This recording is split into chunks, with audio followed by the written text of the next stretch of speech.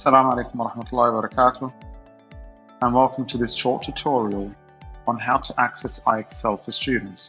So I have downloaded here the IXL app. You can find it easily on the App Store, and I'm going to sign in using one of our students' accounts. So let's assume that this student has a WA number of WA1447. I'm going to still use the same WA number. I'm going to add at the end at Waad Academy. So this is the domain for our school. The password is going to be WA1448. So I'm going to add in one more number on the WA number.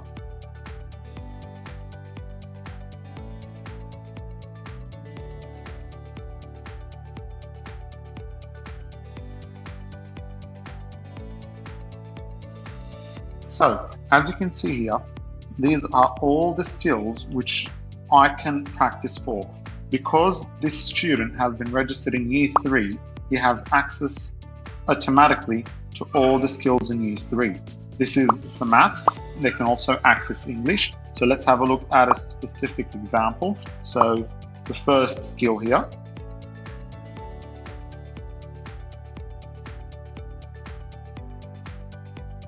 So the student can use the skills here or can practice on this exercise and so on.